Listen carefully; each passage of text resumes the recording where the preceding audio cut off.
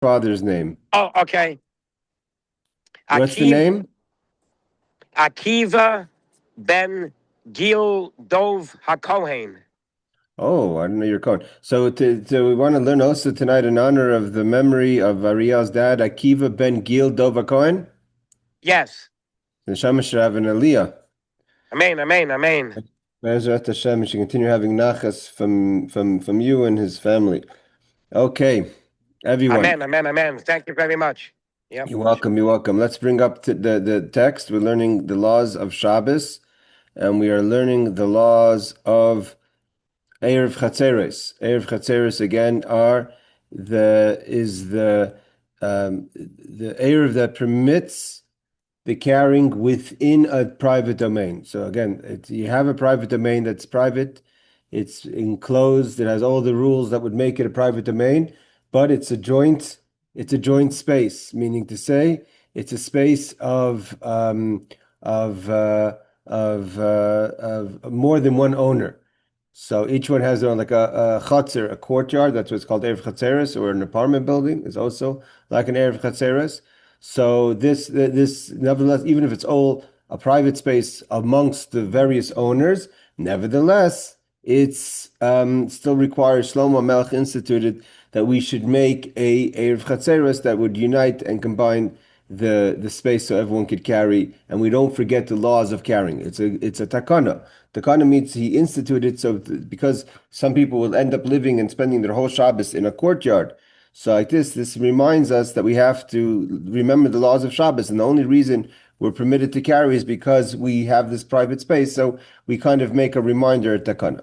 So based on all that, and we've learned all the definitions so far of how we make an Eiruv Chatzeiros, where we place it. It's a food item that has to be made either to be fresh weekly, or you could use matzos, as we said, or thin breads that would preserve and make it possible for it to remain from Pesach to Pesach. Some foods you could keep for a year, and then every Erev Pesach you would go and make a new Eiruv Chatzeiros, and that would stay fresh for the whole year, and it has to be accessible to everyone, etc. Now we're holding law number 13. A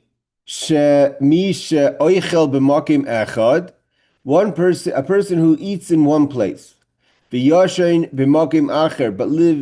sleeps in another place. The place that we're talking about that requires the Eiruv Chatzeiros is the place where he eats or she eats. So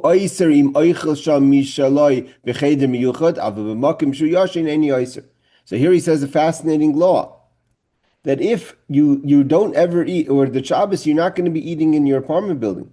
So for you to carry in the public place, in the combined private place, that's not the problem. The problem that has the restrictions that requires the Eiruv Chatzeiros is the place that you eat. So if you're eating in one place, then it's another place that has to be worked out. So you have to make the Eiruv Chatzeiros. What would be an example to this? Maybe a dormitory and an eating hall that are not in the same chutzner. So if you have an eating hall and a dormitory in a different chutzner, possibly you would have you would have to have an Eiruv Chatzeiros in your eating place, and not necessary to have an Eiruv Chatzeiros in your sleeping place. Let's see what he says in footnote number 35. If he would really prefer to eat in the place where he sleeps, then the place where he sleeps is his legal residence. So the Rashba, Ritva, Prima God, and Bir halacha say that if you're only eating in another place, technically, because you have nowhere else to eat, whatever the reason is, but in theory, you'd like to be eating in your private place. So then your private place needs the Eiruv Chatzeiros. Then, because that's really what you want, that's your primary place in your mind space. It's just technically you can't eat there because maybe you don't have food, you don't have a kitchen, you have nowhere to eat, no one to eat with, what have you. But if you would like to be eating in your place at home, so that has to become your place that becomes a place that requires the Eiruv Chatzeiros. This is a complex law when you're dealing, let's say, with singles who Shabbos will always eat out. But the question is, it seems like what he's saying in this law is that the place that you're eating that's different than the place that you're sleeping, that needs the Eiruv Chatzeiros so you could carry the vessels into the courtyard. And otherwise, it could very well be in this law. We have to check it a little better. It could very well be in this law that it's not even talking about it's a different courtyard. It could be that the problem is that in the courtyard itself, the public place that everyone has access to, that we've said is clearly the vessels that are in the courtyard can be carried around the courtyard. So if you have, let's say, let's just say the chutzner like we had in the picture, the illustration we had the past few weeks, right? I could bring it up if we need it, which is the different houses that go into a courtyard. So all the things that are in your courtyard things, you could carry it around the courtyard. It's the things that you have at home to bring out to the courtyard. That's the problem. And or if you have two courtyards joining, so if the things from one courtyard to the next courtyard, but it's all about moving things out of their, like we said, different levels of privacy. So you're going from the privacy of your home to the more joint space of the courtyard. So that requires an Eiruv Chatzeiros to take the vessels from your house to the courtyard. Now, if your primary, let's say you have, let's say a kibbutz, they had the kibbutzim that people in the early days, the early kibbutzim, which there's some of them were religious kibbutzim, that there was a kitchen that everyone ate in the kitchen, no one ate at home. So seemingly in such a scenario, based on the law we just learned, so the stuff from your house you could carry to your courtyard because you're not eating there. That's not your eating place. That's just your sleeping place. And if it's the vessels in the kitchen that is a problem. The same thing would apply. Again, a hotel is different laws in general because it's not really you don't rent in a hotel. You don't own a hotel. You only rent the space for the weekend, and the owner has still ownership in the building, in your apartment, in your room. It says things that you're using. So the typical example of an apartment in an apartment building would be where everything is private, is owned by you. But things that are owned by one owner, that kind of makes it like it's just really you're a guest, and a guest doesn't have the restrictions of different ownerships. But let's say you had like a kibbutz where you had your private apartment and you ate in a kitchen, or in events where sometimes let's say people have like kind of hotels for the holiday vacations where you also don't eat in your house. You only eat in a kitchenette, in the like it's like a hotel, but it's private apartments, and everyone eats in a kitchen. Let's even say it like an old age home. An old age home, and again, I'm not sure how the old age home works, but if the old age home is a private apartment or a retirement home, where it's a private apartment, and you don't cook at all at home, and all the food is done in the communal kitchen, that would be maybe this case, where the kitchen becomes the private space, and your home is like an extension of the courtyard, where you could carry things from your home where you're sleeping to the courtyard. Here's the thing: if the place that becomes private is based on the food. But here, that's why it's important to mention the 35. It could be some people that they have no choice; they have to eat in the kitchen, in the joint place. But if in theory they would like to eat into the home, it's just that they can't do it because whatever reason that holds them back. Then maybe that even your place. Aaron, one second. I saw your hands raised. So then it's the Rashba says that if you want to eat at home in the place that you sleep, and it's just that you eat somewhere else, then it could be that your home also requires the Eiruv Chatzeiros. Based on this, before we get to your question, Aaron, the famous Sicha the Rebbe talks about many times about his father when he got smicha, when they forgot to make the sukkah on Shabbos Cholamoid, and they wanted to know if they could carry because they didn't make an Eiruv Chatzeiros. The question would be based on this law. If they would have a problem, I guess the problem would be going into the sukkah, not really taking the things out of the house, unless you could say that the house, in such a case, is kind of like the Rashba says, where you're really eating at home. It's just over this weekend where you're eating in the sukkah. Yes, Aaron. Okay, so my mother-in-law lives in, you can call it a retirement home. It's independent living, they just, whatever. So each apartment has a kitchen, but they do have breakfast and lunch down in a main room if you choose to eat there. You don't have to. But, and it's totally Jewish, it's totally kosher. No one in there is not Jewish. Okay, and you all live a different version of Orthodox. So going downstairs on Shabbos, they have definitely have 100% meal. And in that room, they also have a kitchen with a stove and an oven. So you have both places. So does that mean anything? Yeah, so that's what I was kind of referring to. It seems like from the law, it seems like based on the footnote number 35, I would have to say that if you have a kitchenette in your studio, what have you, and it depends if it's just used for coffee and snacks, like light snacks or refreshments. I don't know. It's a very good question. I mean, in theory, I'm sure that you're Okay, the so they're hold on, definitely hold on, not. hold on, Aaron. I'm sure that the building it's in the Eiruvei of, let's say, Brooklyn, so it doesn't need an Eiruvei. That means in this actual specific case, either they have an Eiruv Chatzeiros or they're included in the Eiruv Chatzeiros of the general Eruv. But in theory, if they didn't have an Eiruv Chatzeiros and they were not included in the Eruv, then it's an excellent question. I would have to check. Sorry, So what do let you want me. to say? Yeah, I just wanted to say, is that it's definitely 100% used more than just for coffee. Because I know we went for Shavuos, the dairy lunch at my mother-in-law's, and she cooked the whole meal in her place. But if you Okay. wanted, you could have gone down and ate. Okay, so then that would kind of based on footnote number 35, which says that if like you want to eat at home and you're not eating at home because you're whatever the reason is then your home becomes the primary place.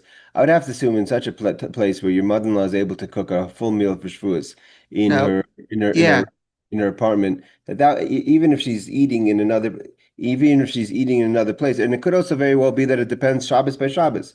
That if one Shabbos she's eating at home only, then that becomes her primary place. The next Shabbos, if she's eating in like it could be like the story of Sukkot, where if she eats usually at home, so that Shabbos that she's at home, that's her primary eating place, and then that needs the Erev Chatzeiros. If she's only going to eat in the kitchen over Shabbos, and she's going to in the dining room, in the general dining room, and she's just going to have coffee, what have you, tea in her apartment, and some fruit for snacks. So then possibly, then she wouldn't. It very well could be that it depends on the Shabbos. That's why the Rebbe's father had the question. We're on Sukkot, where usually you eat at home, so it's not such a problem. But now at Sukkot, everyone's eating in the sukkah. So then that Shabbos, they're kind of eating in a different place. It ended up being that the sukkah was the Eiruv Chatzeiros. But before the answer, the question was that they're not eating at home, and therefore now they require an Eiruv Chatzeiros. Now I'm just gonna just put one little note. It is run there. It is run by one of the shuls in the community, and then they get donations and a whole bunch of things. But the point is that the rabbi there. I never talked to him about these situations because this is the first time we're learning about it. But Yeah. yeah, they kind of run it. It's a good question to ask. It's not a foolish question to ask. You could ask him what's with the Erev Chatzeris. He'll probably tell you either we make one, or he'll tell you we rely on the Erev Chatzeris of the bar park, wherever it is, or Flatbush. Yeah, it's in Kings Highway East Third. Okay, Okay, thank you. that's that. You're welcome. So now we have a next law number 14. Ha mis reach bechatzer. If someone regarding a visiting guest in the court yard, meaning someone is a guest for Shabbos. יש היום דאפילוס נסערך בייס לפני עצמה אם לא נסערך דרך קבע אלא ל30 יום או לפחות מזה איני אויסר על בני החצר. Now, let's say a person is a guest and takes he rents a whole home in the courtyard, not just a room, but rents a whole home in the courtyard. So he says there are those who say that even if he or she takes the whole home, but it's not there permanently, meaning up to 30 days, kind of short-term rental, that person doesn't break up the unification of the Erev Chateres, because like we said, everyone has to participate. So if one person doesn't participate, it breaks the union.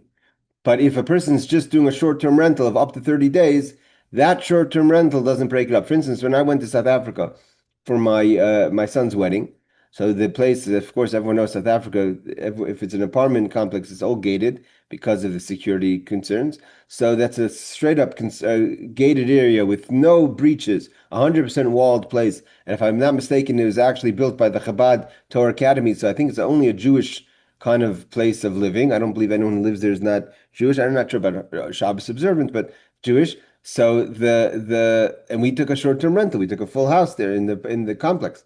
So in theory, if they were using an Erev and they didn't have an Erev Chatzeiros and we were using an Erev Chatzeiros, I'm sure they do use an Erev Chatzeiros or they have an Erev in the city. I forget if they have an Erev in the city, but either way, we wouldn't be breaking it up because we were there less than 30 days, according to the Yesh Omrim, according to the opinion about this. That person is not considered like breaking the union. The kula mutar miltalton, and therefore everyone's allowed to carry because even if you didn't participate, you're so to say a guest. Not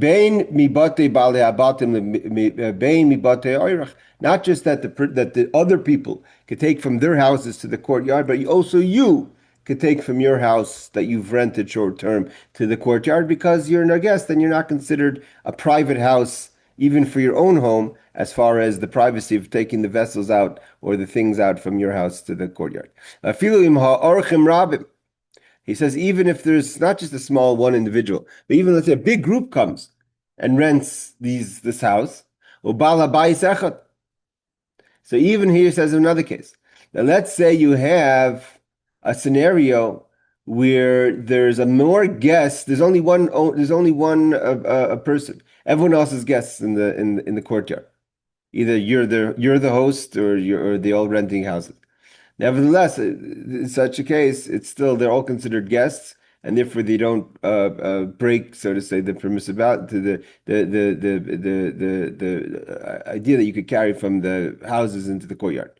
But there has to be one person that's set as that's their primary residence full time. And even if that person isn't Jewish. Meaning, the idea is like this. What he's trying to say in this law is, because he's saying it a little, and we learned the Rambam a little differently.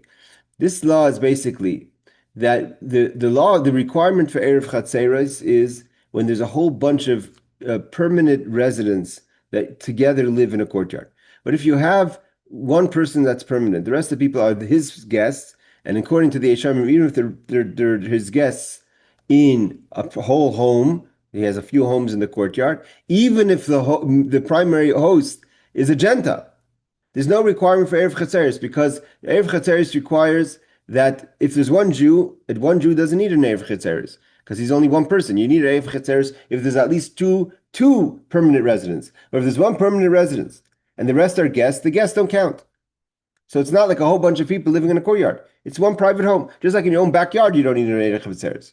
And even if that person's a Gentile. The fact that you're not a permanent resident in this courtyard doesn't fit the criteria of King Solomon's takana to make an Eiruv Chatzeiros. King Solomon wanted that to make sure that permanent residents that join together in a courtyard shouldn't forget the laws of Shabbos, and therefore they should make an Eiruv Chatzeiros. But if you're all guests, it's a temporary, and as far as we're concerned, we see it as only one resident. Jew or Gentile, and therefore it's not a combined space, and therefore it's one private residence, and therefore everyone can carry inside their houses from their houses to the courtyard. So says the Ad Ephraim. Everyone doesn't count. Everyone's nullified to the primary resident, Jew or Gentile, and this basically is why a hotel doesn't need a Eiruv Chatzeiros. Because a hotel, many reasons. One of the reasons, first reason is even if the hotel also has, you don't own anything in the hotel. The bed sheets and the furniture, everything, the small furniture, the heavy furniture, they all belong to the hotel owner, management. So therefore, you're just a guest. And if you're just a guest, then unless there's permanent, you have sometimes hotels that also have permanent residents in the hotel. That's different. But here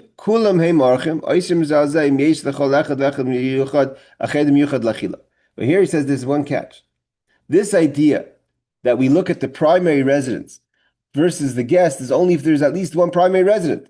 But if there's no primary resident, then the whole primary residence falls off, and now everyone becomes individual guests. And if everyone's an individual guest, and everyone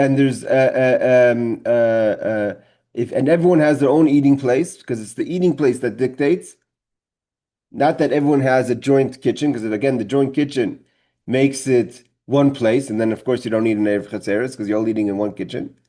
So then it's a problem. Now, so what do you do? What happens if one of the guests is also a Gentile? So he's just as so to say permanent as, which is really temporary, as everyone else. We're going to learn later, what do you do when you have a Gentile in a communal space? How does that person not break up the union?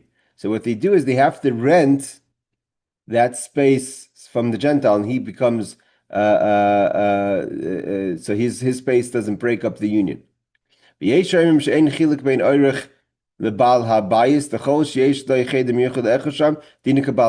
some people who disagree with this whole law, and they hold that if someone is even a temporary resident, a guest, but has their own eating place separate from the owner, they don't eat in the owner's home. Basically, again, the rule is the food dictates the primary location. If everyone's eating in one kitchen, that itself makes it, then there's no separation. The problem is if everyone's eating in their own houses, and then we want to carry from our houses to the courtyard, that's not allowed unless you make an Eiruv Chatzeiros. But if anyone's anyways eating in one kitchen, like Aaron talks about the communal dining room of a old age home, for instance, so then that would, and there's no private kitchens, so then there's no requirement because then everyone has one place. There's no separate place. It's the food that dictates. So here he's saying that even if you're not a primary resident, and you rent your own apartment, and in your apartment you have your own kitchen, and you make your own Shabbos, then you have to make an Eiruv Chatzeiros. And therefore he says, because there's two opinions, one should be more strict and go with the more stringent opinion. Hold on, Aaron. If you can. Therefore, you can't make a blessing. Why? Because Safik Brachas La'akil, meaning to say, we don't know 100% what the law is. We have two opinions, and according to the lenient opinion, there's no requirement for the Eiruv Chatzeiros. Therefore, we can't clearly say a bracha, but you should make the Eiruv Chatzeiros without the blessing. But if for whatever reason you didn't or you couldn't make an Eiruv Chatzeiros, then you could rely on the first opinion that says that a guest less than 30 days is not a primary resident and therefore doesn't require to be part of the union. Yes. Yes, Aaron. Okay. In Yeshiva University, using that as an example. So Also a very good example. Yes, go ahead. Yes, so they have for Shabbos in their dorm rooms, they may have a black that's electric, or they may have a microwave that they use during the week, but not during Shabbos. But then they have all the dorms. Everyone's Jewish again, but there is a place communal eating. But they may from time to time have a meal. They consider it a meal. Students. You say it's a snack. What? You would call it Well, I'm saying is that like for my son when he was there, so he would consider it his breakfast every morning, but his main meals are in the cafeteria. But I'm asking because they have to go places they might want to, I'm just. So the yeshiva is a very good example, even more than the retirement home, because the retirement home usually kind of has that both. You have like the full kitchen in your apartment that you could sometimes eat supper, dinner, breakfast, lunch, and supper as you choose alone, and then you have the communal kitchen when you're in the mood of being social. But in the yeshiva system, usually, aside from just having, like you say, a cholent or something on the blech or a bowl of cereal and milk in the morning, the primary place of eating is in the dining room. Seemingly, he doesn't define eating. If eating is any kind of food, like a meal, like at the end of the day, is a bowl of cereal and milk is a meal. I mean, it's not a washing like a Shabbos, or the primary place of eating. I have to check if the law would apply, let's say, like you said, in your son's dorm, where he eats every morning breakfast, cereal, milk, and then Shabbos afternoon, maybe if he's lazy, he'll have just a cholent in his room.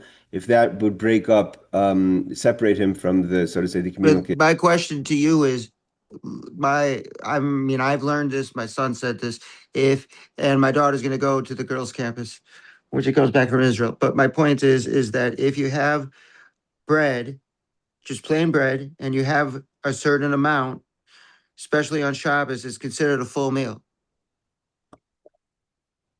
I get that, but then we're not talking about bread. I'm talking about like a bowl of cereal and milk.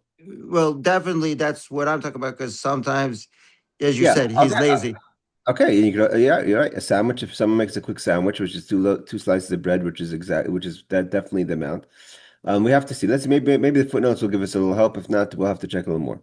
Okay, so 37 he says, 36 is just a reference. 37 he says, if one rented for more than 30 days, he prohibits the people to carry on Shabbos as of the beginning of the rental. So the Mishnah Berurah points out that we don't wait for the 30 days to kick in for that person to have to start participating in the Eiruv Chatzeiros. If initially you've rented it for 60 days or for more than 30 days, then right away from the beginning you are required to join the union, and if you don't, you're breaking up the Eiruv Chatzeiros. Again, but one of the conditions of the Eiruv Chatzeiros is everyone has to join. You can't. That's why it's so hard. That's why I was trying to figure out, for instance, like a city like Yerushalayim or Flatbush, any of these places don't have 100% Shabbos observant people, and don't have 100% Jewish people necessarily. So how don't those people break up the Erev Chatzeiros when you have these big cities?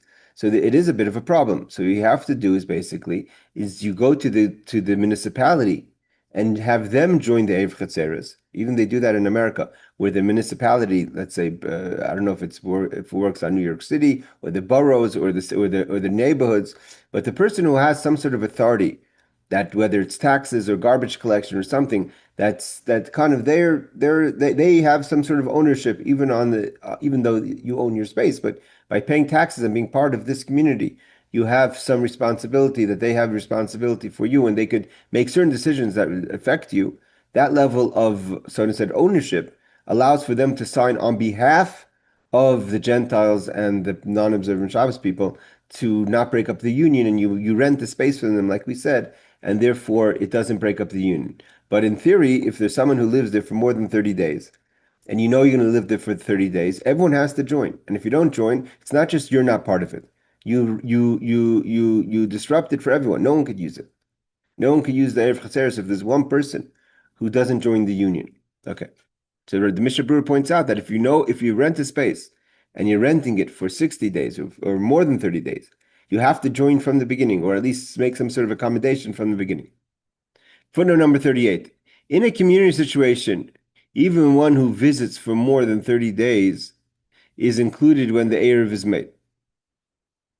This is the ruling of the best in Jewish court and is automatic. The inclusion of guests need not be spelled out when making the Eruv. Okay, so here he's kind of going on what we just said before. So in a community situation where it's not just there's a kahal, and the kahal, there's a rabbi and a bezdin that acts on behalf of the community, like if there's an Eruv. So even one who visits for more than 30 days is included right away in the Eruv. And therefore, you don't have to ask him, and that person is immediately included and doesn't have to be specified so and so. Ariel, did you invite someone called Robert Sidi? If not, I can't let him in. I don't know who that is. So it says the Taz and the Mishnah Berurah. Okay. I did. Yes, I did. I did. Okay. Got it. Let him in. Yeah, thanks. Okay, so now, let's see footnote number 39. So footnote, that basically is how it works. Of why what he says in 38 is how it works. Basically, the kahal or the rabbi or the whatever it is, who's the person who's in charge of organizing things for the community, is the one that on behalf of the community makes the Eiruv Chatzeiros. You don't have to sign a petition or sign on to a paper because I live in Yerushalayim. I don't remember, and I'm here more than 30 days. And Aaron, you live in Flatbush, and those are Ariel, those who live in cities that have an Eruv. I don't know if you ever had to sign a paper that says you're participating in the Eiruv Chatzeiros. It's if you're part of the community, then on behalf of the community, you know, or you don't know, but either way, the community heads are signing on your behalf because we don't take a consensus to see who's looking to join or not. That's what his point is in 38. Yes, Aaron. I was just saying, no, I never signed anything. No one in my family did. All right. Footnote number 39. It says, what about even if he's a non-Jew, means if the non-Jew, let's say like a hotel, a non-Jew management of the hotel, so then it's again, as long as there's a balabayas kavua that lives that has ownership, and that person is always there, is permanently there. So then the guests don't count. So he says like this: if the non-Jew in the building does not own the apartment in which which the guests are staying, they do not become secondary to him, and they prohibit one another to carry. So here he's quoting a complicated thing. This Gentile has to be permanent, has to be actually an owner, have to have ownership. He can't be a person who's renting long term.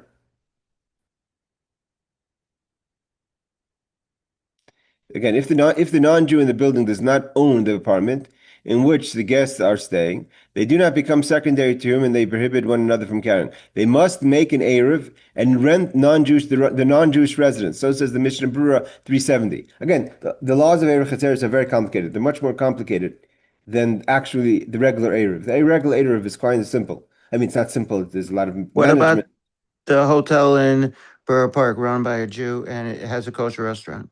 Again, the hotel is run by a Jew, so the Jew owns it. So therefore, it's again, it's that's the hotels. First of all, the hotels in the Eruv, so therefore it's included anyways. But we're talking about in a situation where you have to make a private Eiruv Chatzeiros that's not included in the community. So in Borough Park, it's not a problem. The problem is going to be if it's in a place that's not in an Eruv and it's not owned by a Jew and he doesn't have resident, he just rents. So then all the people would have. I mean, if you were in theory to if there's no ownership of a hotel that or the let's say I don't know what means ownership. Let's say if a long-term lease if someone leases from a real estate conglomerate, you lease a hotel and you're the Gentile. And the person's the Gentile, and the Gentile has a hotel, and in the hotel is not in the Eruv, and he has a guest that are all Jewish. So there's only one Gentile who himself doesn't really own it because he's only leasing it. So then, in such a situation, possibly you actually need an Eruv Chatzeiros to carry through the hotel because all the guests, because the owner is not a Jew, so therefore the guests don't become secondary to the owner, and the owner himself doesn't own it because he's only leasing it from a real estate conglomerate. I don't know if leasing is more ownership than a regular rental, and therefore maybe that would make him the owner if you own the lease. That's another question in the laws of leasing and ownership. But if it's not considered ownership, then yeah, if you go to a hotel that's not in the Eruv and it's a whole bunch of Jewish people and there's no permanent resident there that's Jewish, then you would have to make an Eiruv Chatzeiros according to, again, that's what I'm saying. The Eiruv Chatzeiros is much more complicated than the regular Eiruv. According to the Mishnah Berurah 370 in the Birur Halacha Trim Sadeshin. If the non-Jew does not own these apartments and the guests are renting from him, like a hotel that's leased, the Yad Ephraim says that they are considered his guests and do not need an Eruv. Okay. So the Mishnah, so they say like this: if the first case is that if a non-Jew is in the building and does not own the apartments which the guests are staying, they do not become secondary to him because he's not an owner himself, and therefore he's not an owner himself, and therefore they would have to make an Eruv. But in this case, is if the non-Jew does own if the non-Jew does own these apartments and the guests are renting from him, the Yad Ephraim says, and they are considered his guests and do not need an Eruv. So again, if the non-Jew owns the hotel, hey Rebecca, and you're renting from him, so then you don't need an Eiruv Chatzeiros according to the Yad Ephraim, like we quoted before. The Pri Megadim say they must rent the property of the non-Jew, and the Pri Megadim says that he agrees with the Yad Ephraim, and he says that actually they would have to rent the property from the non-Jew, and so like this, otherwise he disrupts the union. So like this, he won't disrupt the union for the Eiruv Chatzeiros. Okay. Number 40. Even, what are we talking about over here?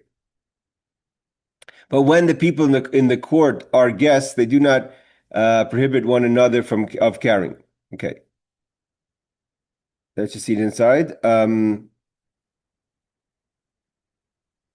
Sorry. If they're all guests, but when the people in the courtyard are guests, they do prohibit one another from carrying. If there's no owner, that's according to the opinion that either they're Gentile or Jew, according to the Yad Ephraim, or according to Pri Megadim, even the Gentile is the owner, that creates a problem, then you do need to make an Eiruv Chatzeiros. Even if they are visiting for less than 30 days, even if only for one Shabbos. Again, so if there's no, according to the Pri Megadim, if you go to a hotel that's owned by a Gentile, even if it's owned by the Gentile, never mind if the Gentile doesn't own it, because most hotels are not really owned by the management. But let's even say it's owned by the Gentile.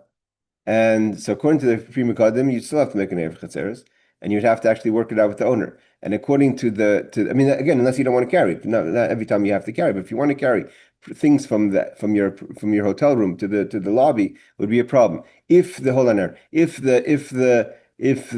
according to the Yad Ephraim, that would apply if there's no ownership that's there. If everyone is just guests, then you would have to make an Eruv even just for one Shabbos, for a Shabbaton, say. Yes, Aaron. What about Chabad houses that are definitely not in such big Jewish areas, but when you go to visit, you make sure that you can stay? That's not a problem because the Chabad house is owned by the rabbi, and you're a guest of the rabbi. That's different. Here we're talking about in a case where there's no permanent resident, or according to the opinion that the Gentile doesn't count as a permanent resident. Mm. So I would not need to make it, even though he has apartments or rooms for. No, yeah, it's a good question. My father's old Chabad in Seattle. They had, that was exactly the scenario. They had, I mean, they didn't have kitchen. I don't believe they had two floors that had like just literally rooms. They had communal bathrooms, and I think each floor had its own kitchenette, and there was a downstairs dinette, the dining room. I don't know if they remember if they served meals or not. But my father was one. They were all guests, but if they were permanent residents more than 30 days, then my father would have to make an Eiruv Chatzeiros for them to carry, and they would You have. just said even if it was one Shabbos. Yeah, that's it. That's if you're a guest. But if you're over 30 days, you're no longer a guest. Okay. But again, it also depends. Like Rebecca, we were checking about in these places where there's another condition that if you're renting a place and the owner has access to your apartment, it means has things in the apartment. It means you're really only renting the ability to sleep there. You don't own the apartment. You're not renting the apartment per se. Like if you come in there, there's a bed ready and there's a light table, there's a night table, and all those things belong to the ownership. So that that also disrupts the privacy of the person. But here we're talking about where a person's a guest in a place that kind of has some sort of level of privacy. But we didn't get to that point yet. Okay. He says it is proper to. Okay, so we said before that this is all according to one opinion, but there's another opinion that says that there's no difference between a guest or an owner. Whoever has their own room to eat in, again, it's all food is the main thing here. Then they're the balabayas, and therefore you have to make it Eiruv Chatzeiros. And if you can be machmer, and make an Eiruv Chatzeiros without a blessing. So he says in footnote number 42, the Bir Halacha 378 says not to deviate from the Shulchan Aruch, which doesn't say which one is the opinion of the Shulchan Aruch, Rashba, who are lenient. Okay. So actually, the Bir Halacha says don't even make lechatchila an erev without a bracha.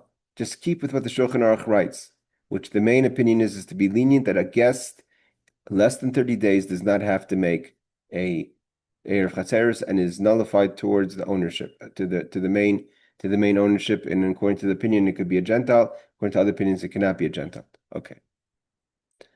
That's what I'm saying. An Eiruv Chatzeiros, that's why it makes it complicated. But let's just review the past two laws that we learned. The past two laws that we learned teach us two very important points. The number one point is that when we're looking to see what is a private space and what is a communal space, and the private space breaks up that even though there's a chutzner, there's a courtyard, which is a private domain, right? And there's all the criterias of a private domain, meaning there's walls or an eruv, what have you, that in theory should be a private domain you should carry. King Solomon instituted that if there's private individuals in this courtyard and they have private residencies, that they have to make an Eiruv Chatzeiros so they could carry from their homes into the joint courtyard.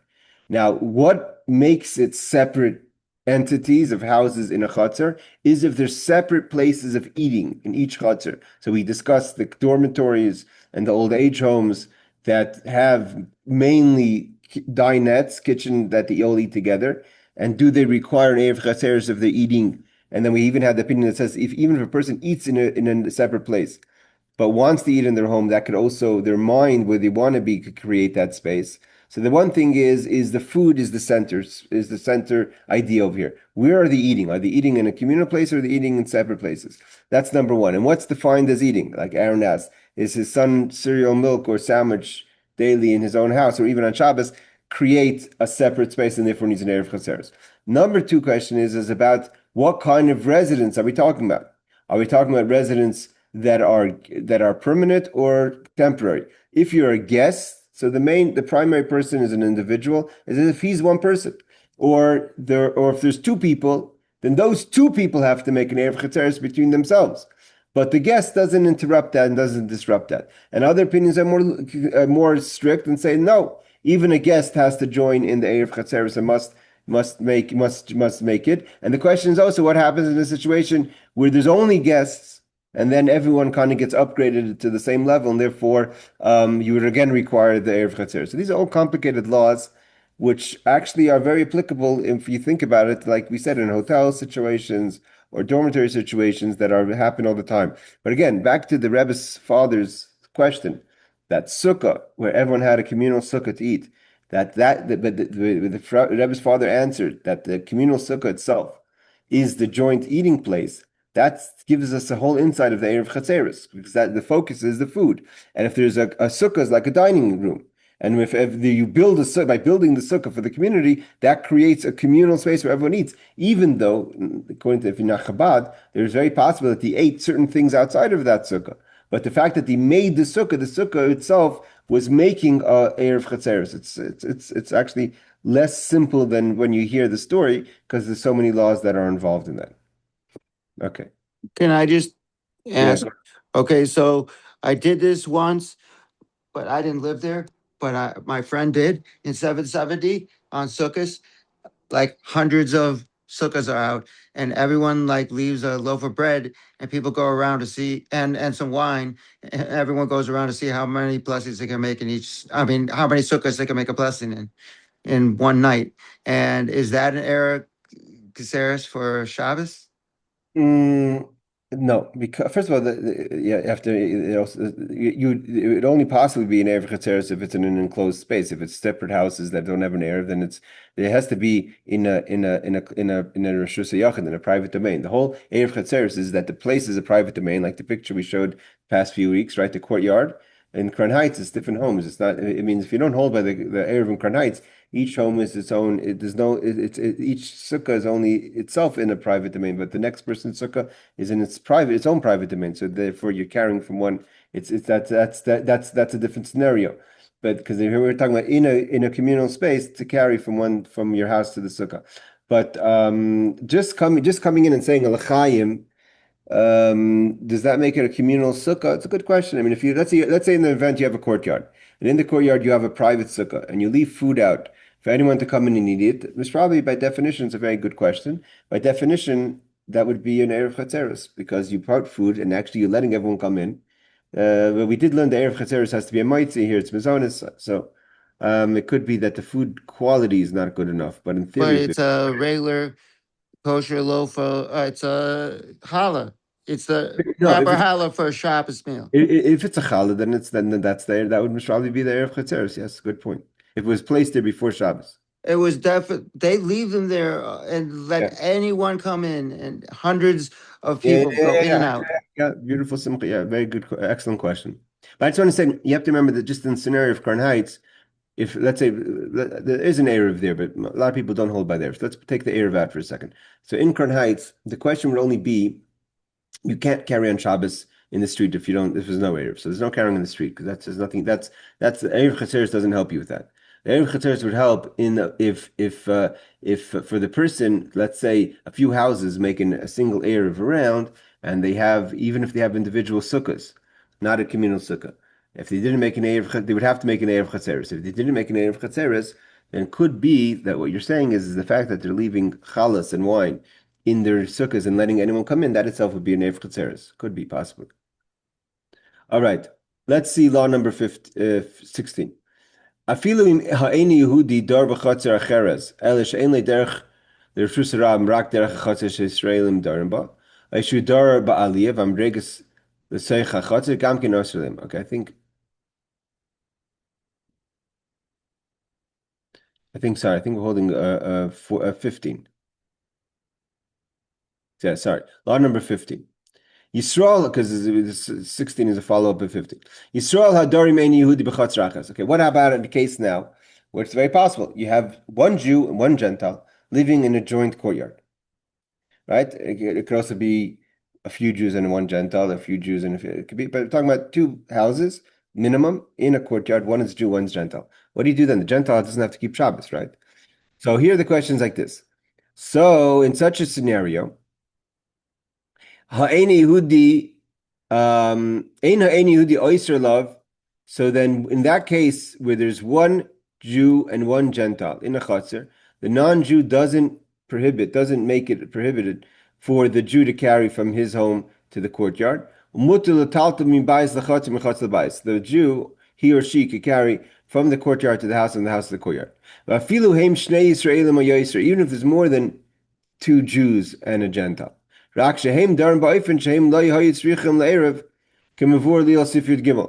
And let's say in a case where the more than one Jew don't need an Eiruv Chatzeiros, like we said before, whether they're guests or children eating on their father's home, what have you. Again, then if the Jews are one entity, even if they're more than one Jew, but they're one group because either they're guests of this one Jew or they're the children of the one Jew, what have you. So then it's one Jew, a group of a single group, and one Gentile. So then the Gentile doesn't disrupt the privacy of the one Jew. Then you don't need, then everything's fine. You can carry in the courtyard to the house, etc. Let's say the two Jews do need an Eruv between each other because they're two private homes. They're not children living in their parents' home. And then let's say you have three people living in the building, three private homes in one courtyard, two Jews and one Gentile. The two Jews are Jewish and want to make an Eruv so they could carry from their house to the courtyard. But what do you do about the Gentile that also lives there? And he also has joint access to the courtyard. Does he disrupt this union? He does. You have to rent the space of the Gentile, so he's basically becoming a guest in your space because you're renting his space from him, and therefore he doesn't disrupt the privacy of the two Jews who want to make an Eiruv Chatzeiros. This is just the scenario over here is what we're trying to get at. The basis of this is that a courtyard, what Shlomo Melech said, a courtyard means there's more than one individual living in a joint space. Everyone has access to the apartment.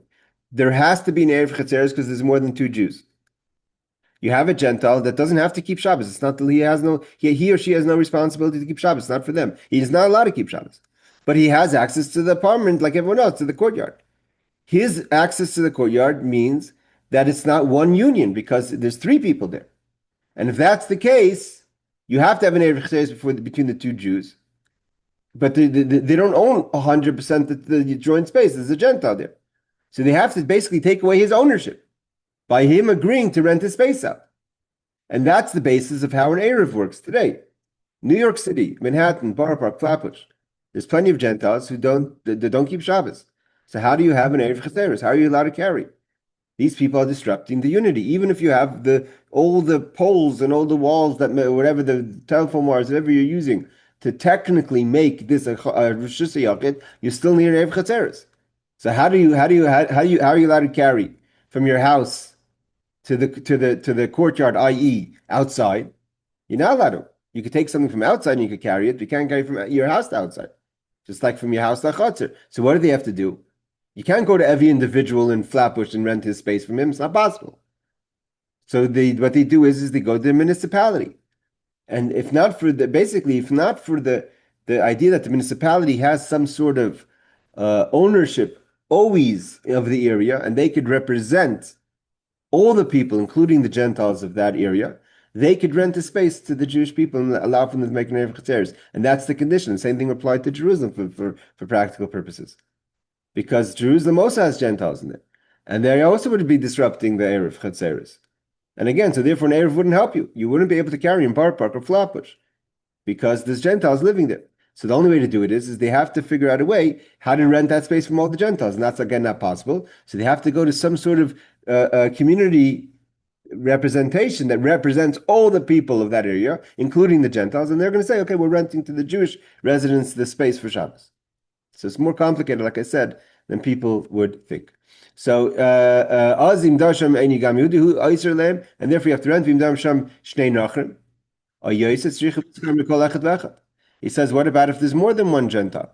You have to rent from each one. So like I said, you have Flatbush or Bar Park, there's many of Gentiles.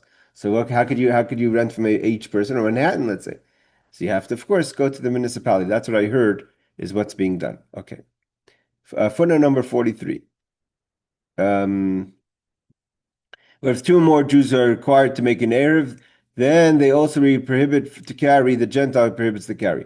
The Chassam Sofer, who lived in Hungary, or Chaim 92, also see the Maharam Shik 182 and the Maharsham Volume 5, Law 5, responds, I'm assuming, for 34, who are lenient in certain circumstances. I guess, because again, this is a big question, because if not for figuring out this issue, then there's no Eiruv Chatzeiros, and if there's no Eiruv Chatzeiros, then there's no point of putting up an Eiruv. There's a point still, because basically, if you leave your carriage outside, let's say the Eiruv is there for taking children into shul. So then you could leave your carriage outside and leave your carriage outside the shul, and then or outside the house you're visiting, and then you don't need the Eiruv Chatzeiros. But if you wanted to take something from your house, if the carriage is in the house, or if you wanted to take, I don't know, a bottle of wine, what have you, from your house, and if there's no Eiruv Chatzeiros, you can't carry even if there's an Eiruv in the city. And therefore the Chassam Sofer and the others had to figure out the leniencies of how you deal with big cities that have an Eruv, and there's obviously more than one Gentile living in there. Okay. 44 says from each one of them. The Ramah and Be'er Ha'agola 382:15 say, this applies only if the non-Jew lives in a separate apartment. The Mishnah Brura 382:51 poskim are machmer even if they share one house. The Chai Adam is machmer if each has his own space in a room. If one is a live-in worker, he and the owner are as one person, and is enough to rent from one of them. You don't have to rent from each. If there's two Gentiles living in a house, so the question is, how many Gentiles do you have to rent from? Do you have to rent from every Gentile, or every Gentile who's staying in there, or the primary Gentile, or the primary? Okay, but I'm talking about who's disrupting the Eiruv Chatzeiros. So there's different opinions of how detailed you have to go. But again, at the end of the day, in the big cities that have an Eruv, there's no way to talk to every individual, and not every. The question is, what happens if a person is I don't know, an anti-Semite, and says, you know what, I specifically don't agree to be part of the Eiruv Chatzeiros. So could he disrupt or she disrupt the Eiruv Chatzeiros? I think the fact that they go to the municipality is that they don't have a choice, because the municipality, just because they have certain rights over every individual lives there, whether they like it or not. If you live there, then you're under the municipality. Then the municipality could, by force, speak on behalf of all the people who live there, and therefore be the ones to rent out the space to the Jews for the Eiruv Chatzeiros. Like you can imagine, this is not an easy topic at all. Okay. Let's do one more law, and then we'll just close up with questions. Let's say he doesn't even live in your chatzar. There's, like we have in the pictures, there's two joint chatzars. There's an inner courtyard and an outer courtyard. But he has access. He has to walk through your courtyard to get to the public domain, even if he has his own courtyard. Or if, let's say, he lives upstairs, and he goes from the upstairs into the downstairs, and now he joins the courtyard, then he also disrupts the Eiruv Chatzeiros and has to rent out his space to allow for the Jews to make an Eiruv Chatzeiros, until they rented the rishus from the non-Jew, as we said before. Okay, we'll stop over here. Anyone have any questions on this so far? If there's no questions, we'll do one more law. Let's say the courtyard itself is owned by a Jew. But he's renting out space to Gentiles. So here he says something else. There's one condition. If the Jew owns the courtyard, let's say the Jew owns an apartment building, and he rents out his space to the Gentile, and the Jewish person is Torah observant conscious, he's not going to give ownership to the Gentile anytime that would allow for the Gentile to disrupt Eiruv Chatzeiros. So therefore, as much as he's renting out space to him, he's leaving private ownership to the apartment he's renting out, so that as enough to keep it part of the union. Even if it doesn't live there, but just by being owner, meaning to say the Gentile doesn't have enough ownership, and this is the basis. This is the law. That's the basis of how the Eruv works, because the municipality is may not be the Jew, but is the Gentile on behalf of all the other Gentiles, and he makes the decision on their behalf. Okay, 46. The Ramah, based on the Rashba, who maintains that it is unusual for a Jew to rent or lend a house to a non-Jew in the building in which he lives, and therefore he says he wouldn't do it in a way that would make it prohibited for the Jews to carry. Of course, the Chayyadim. Okay, everyone. Next week we'll learn about how you do the renting. What does that mean to rent it out from the Gentile? What does that mean what kind of procedure do you make to rent that space from the Gentile? Again, this is something that's very large when you have a big Eruv in a big city, not just a small courtyard or a small apartment building.